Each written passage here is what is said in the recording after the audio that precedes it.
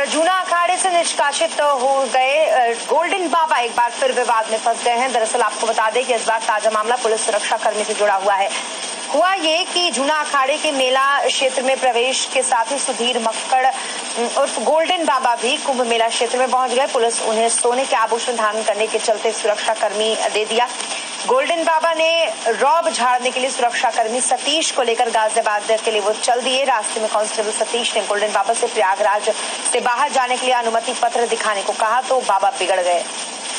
बाबा ने कांस्टेबल सतीश को पुलिसकर्मी को चोरी के आरोप में जेल भेजने और सीएम से शिकायत करने की धमकी देकर चुप करा दिया। सतीश ने उनकी बातचीत को मोबाइल पर रिकॉर्ड कर लिया। इसके बाद सतीश ने अपने उच्च अधिकारियों को धमकी की बात बताई तो अफसरों ने कांस्टेबल को बाबा को छोड़कर मेला क्षेत्र में लौटने का आदेश दे दिया। पुलिस कांस्टेबल को सुधीर मक्कड़ उर्फ गोल्डन बाबा ने क्या धमकी दी और कैसे वो उसके चंगुल से बाहर निकला, इस बारे में संवाददाता सुशील तिवारी ने पुलिसकर्मी से खास बातचीत। गोल्डन बाबा फिर से विवादों के घेरे में हैं। उनके खिलाफ लंबी चौड़ी हिस्ट्री सीट भी है। लगभग 3 दर्जन संगीन धाराओं में मुकदमे दर्ज हैं। मेरे साथ में कांस्टेबल सतीश है जो उनकी सुरक्षा में कुंभ मेले के दौरान लगाया गया था और कुंभ 2019 के लिए उनकी सुरक्षा में सतीश तुम तैनात किए गए थे। तुमको क्या धमकाया, क्या कहा गोल्डन बाबा ने, पूरा क्या मामला है? पूरा मामला सब ये है कि जब मैं यहाँ इनके साथ सुरक्षा में लगा हुआ था, गनर ड्यूटी बतौर लगा हुआ था, तो ये एक दिन यहाँ से गाजियाबाद जाने के लिए मुझसे कह रहे थे कि गाजियाबाद चलना है। तो मैंने इनसे परमिशन के लिए कहा कि सब अगर गाजियाबाद जैसे अदर डिस्ट्रिक्ट में जाते हैं तो उसके लिए हमारे उच्च अधिकारियों की परमिशन की ज़रूरत होती है, जिसमें डीआईजी साहब की जो है उनकी परमिशन की ज़रूरत होती है। तो वो परमिशन है आपके पास या नहीं है? तो उन्होंने कहा कि मेरे पास जो परमिशन है वो ऑल इंडिया की है। फिर मैंने उनसे ज़्यादा बहस नहीं समझा। उसके बाद जब हम गाजियाबाद पहुँच गए तो मैंने उनसे कहा, मैंने सर जो आपके पास जो परमिशन है वो कृपया जरा मुझे दिखा दें, मैं देख लेता हूँ उसे।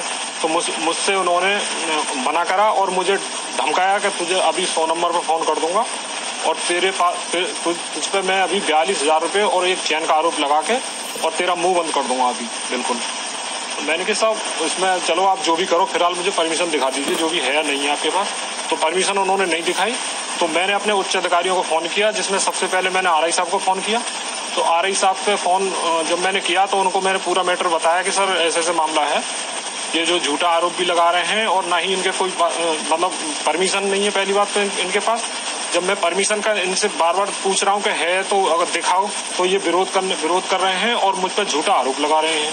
42,000 रुपये और एक चैन का और उसका मुझ पर आरोप लगाया और मुझे धमकी दी कि मैं अभी 100 नंबर पर फ़ोन कर दूंगा और अभी तेरा जो है मुँह बंद कर दूंगा मैं।